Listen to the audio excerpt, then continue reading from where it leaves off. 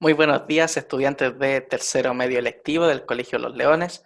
Estamos aquí para una nueva actividad del electivo de Pensamiento Computacional y Programación. Espero que todos y todas se encuentren muy bien. Comencemos. Entonces, para esta ocasión tenemos datos de la web.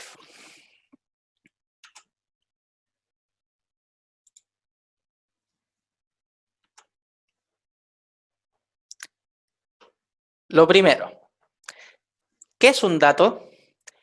Los datos son números, letras, símbolos o conjuntos de todos los anteriores que describen objetos, condiciones o situaciones. Son el conjunto básico de características referentes a una persona, cosa o transacción de interés para distintos objetivos, entre los cuales se encuentra la toma de decisiones. Entonces, dato, algo muy pequeño que nos ayuda a conocer características de objetos, condiciones, situaciones. Los tipos de datos. En programación es indispensable determinar a qué tipo de categoría corresponden los datos con los que se trabaja. Cada conjunto de datos de un tipo específico se manipula de diferente manera para obtener los resultados que se requieren. Entonces, tenemos tipos de datos numéricos. En los datos numéricos tenemos los datos enteros, que son representados por números enteros. Los datos de tipo numérico real, que son aquellos que permiten todos los números reales. El tipo de dato de texto, en donde están en primera categoría los caracteres. Los caracteres son los tipos de datos formados por una unidad o símbolo, que puede ser una letra, un número, una mayúscula, un signo de puntuación. Por eso está aquí puesto el arroba. El arroba es un tipo de dato de texto de carácter. O las cadenas, que son conjuntos de caracteres. Conjunto de letras sería una cadena, una palabra sería una cadena. Y por último nos encontramos a los tipos de datos de tipo lógico, en donde son datos que pueden obtener valor verdadero o falso, representados con distintos tipos. Aquí lo más común, por lo menos en nuestro idioma, V o F.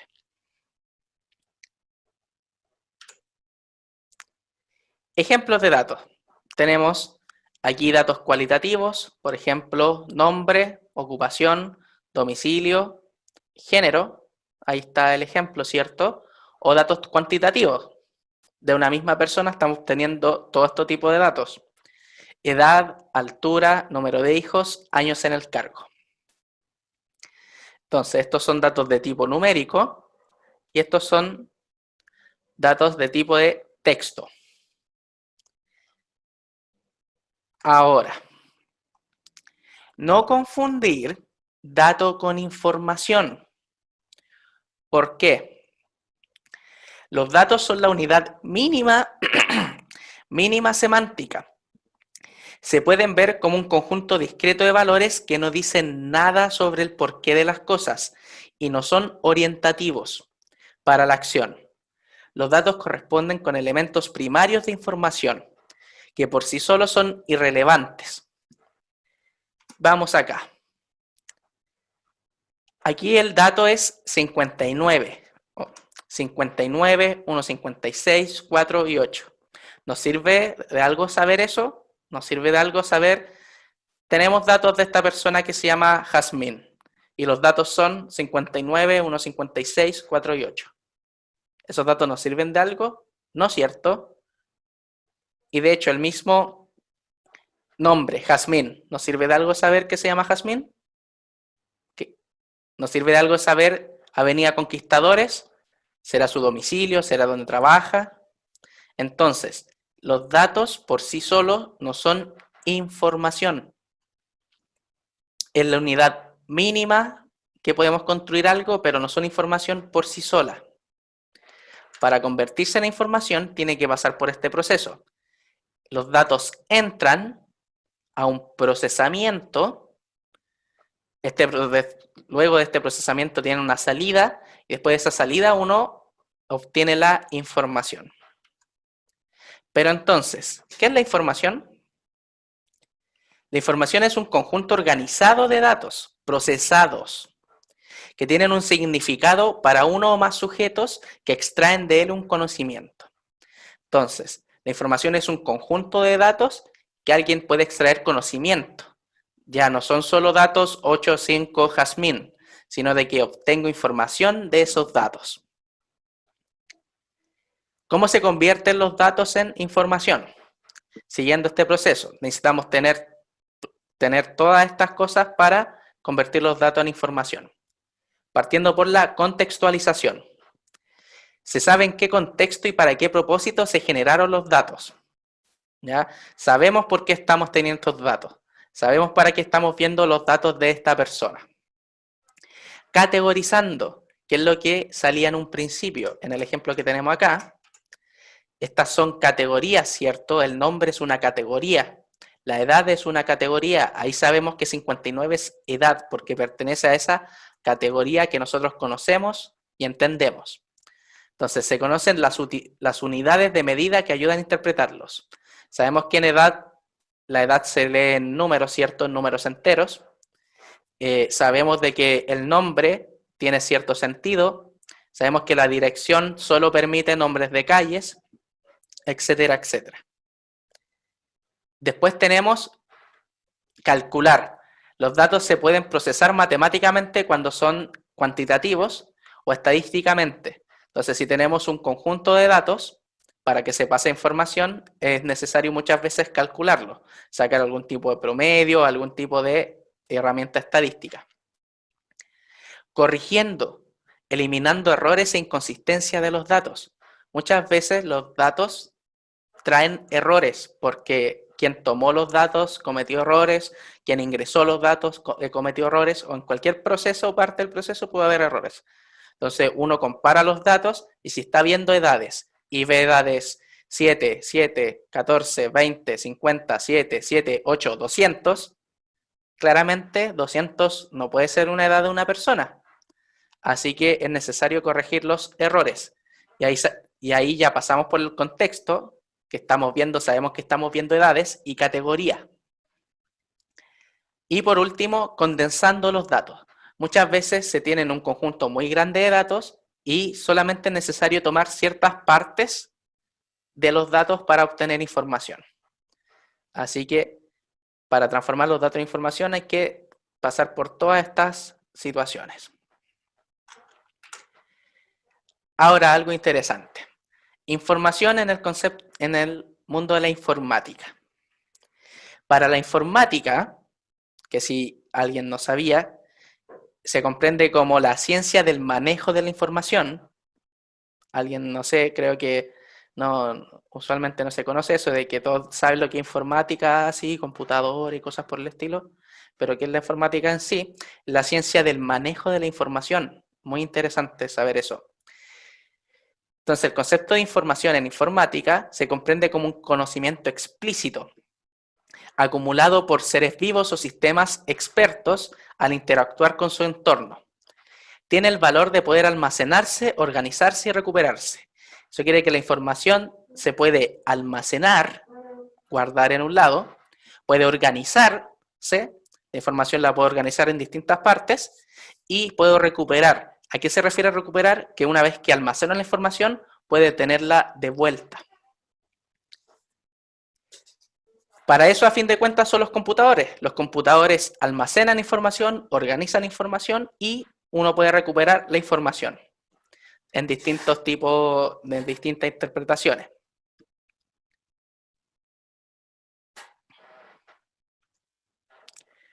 Por último, tenemos la jerarquía de los datos en esta tabla.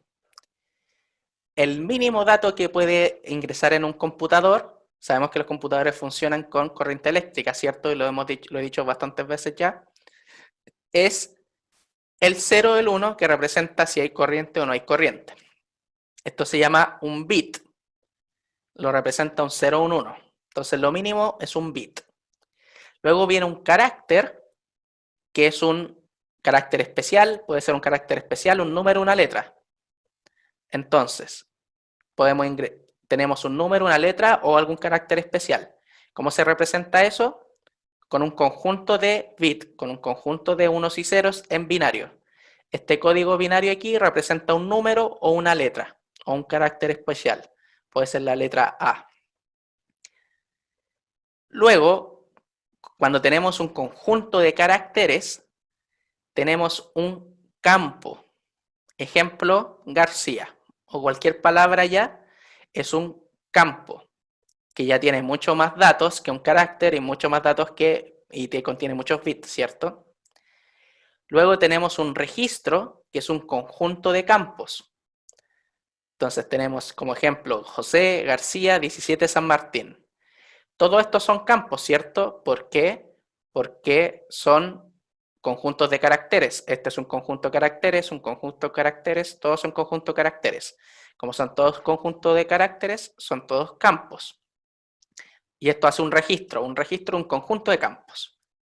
Después viene un archivo, que es un conjunto de registros. Tenemos este registro, o sea, tenemos este registro y este registro. Entonces esto es un archivo, tengo un conjunto de registros. Después tenemos una tabla, que son conjuntos de registros de igual estructura. Entonces, aquí tenemos un conjunto de registros de igual estructura, que sería de distinta estructura, que estos fueran puros números o que fueran colores, aquí color, animal, edad, y sería distinto. Pero una tabla agrupa registros de igual estructura. Y por último tenemos una base de datos y que tiene archivos relacionados entre sí. Tenemos archivos de, por ejemplo, de clientes, de ventas, del personal. Y dentro de este archivo de clientes tenemos un conjunto de registros, ¿cierto? De este archivo de ventas tenemos un conjunto de registros, de este archivo de personal tenemos un conjunto de registros, porque eso es un archivo. Entonces, una base de datos tiene muchos archivos relacionados. De esa forma, se jerarquiza en tamaño, por así decirlo, cómo se ordenan los datos.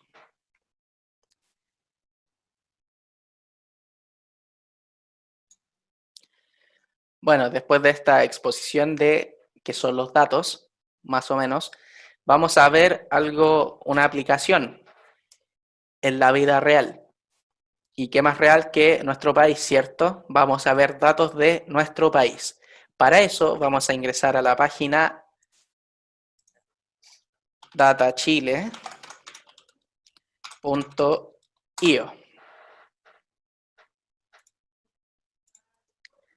No lo estaba compartiendo. Ahora sí. Ingresamos a la página datachile.io, en donde aquí dice el esfuerzo más completo para integrar y visualizar los datos públicos de Chile. ¿Qué tenemos aquí? Datos públicos. En esta página tenemos organizado por el país, por regiones, por comunas, por productos, y podemos tener información oficial de nuestro país. Esto es toda información oficial. Veamos, vamos a ir aquí a Chile,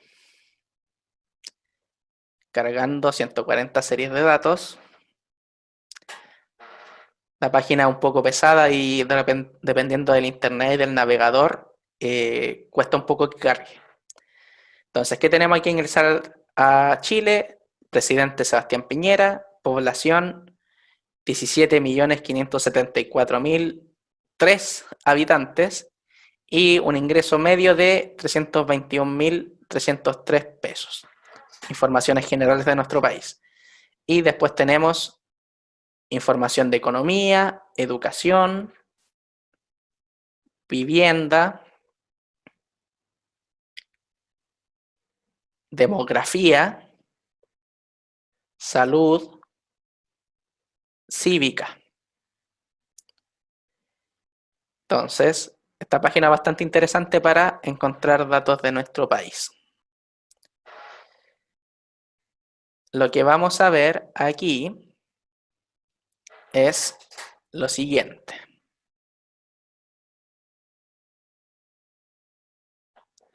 Vamos a ir aquí a Cívica y veamos qué aparece aquí. Espero que se esté viendo bien. Tenemos en Cívica los resultados de las elecciones. Tenemos allí las elecciones de primera vuelta del 2017. Y es muy interesante este gráfico. Este es un gráfico de área, en donde quien tiene menor área es menor, ¿cierto? Y el mayor área es mayor, ¿se entiende? Está en porcentaje. ¿Qué tenemos aquí? En las votaciones de primera vuelta del 2017, del universo total de personas habilitados para votar, aquí dice que son 14.000.3 millones de personas votantes habilitados. Eso quiere decir que están en edad para votar. 53,3% de esas personas no votaron. Eso quiere decir que solo un 46,7% de personas sí votaron. Solo un 46% del país decidió quién iba a ser presidente del país o presidenta. Y dentro de ese porcentaje, en la primera vuelta, Sebastián Piñera obtuvo un 16%, Alejandro Guiller un 10%, Beatriz Sánchez un 9%, José Antonio Cast un 3,65%, Carolina Goich 2,7% y después se van los últimos. Aquí tenemos clarito en un gráfico de barras las preferencias con los porcentajes.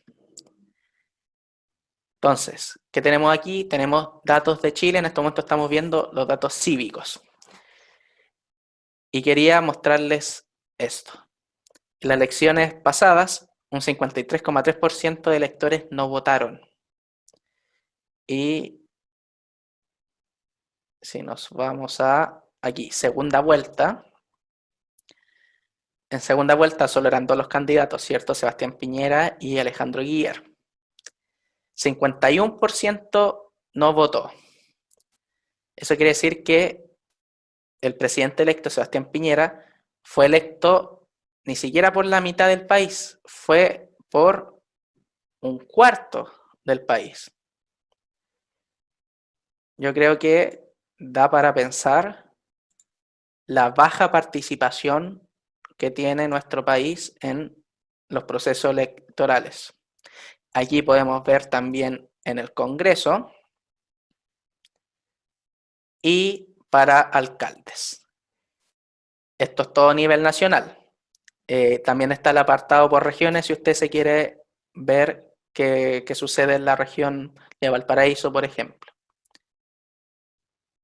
Así que esta página Data Chile tiene datos de nuestro país bastante interesante para ver y yo les dejo aquí con este comentario de qué increíble cuánta gente no participa de los procesos eleccionarios y de lo que es elegir un país, que uno cree, ya sí, la mayoría elige un presidente y está bien, pero ¿qué mayoría fue aquí? Una mayoría de 26,5%, lo cual es un porcentaje muy poco dentro de un país.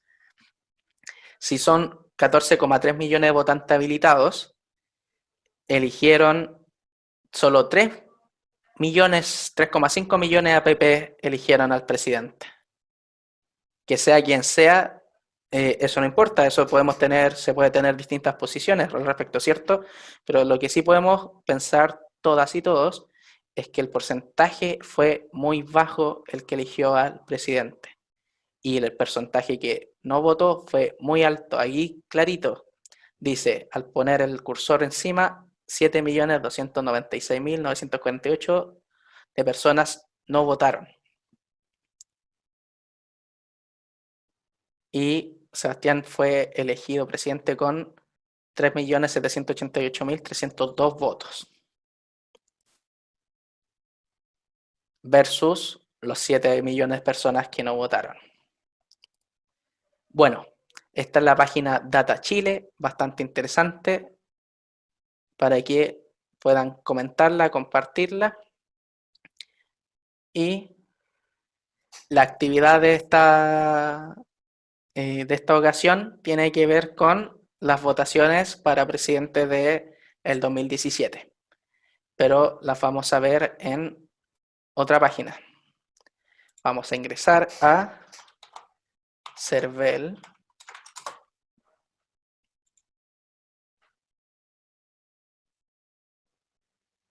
Estadísticas, resultados históricos. Presidentes, primera vuelta.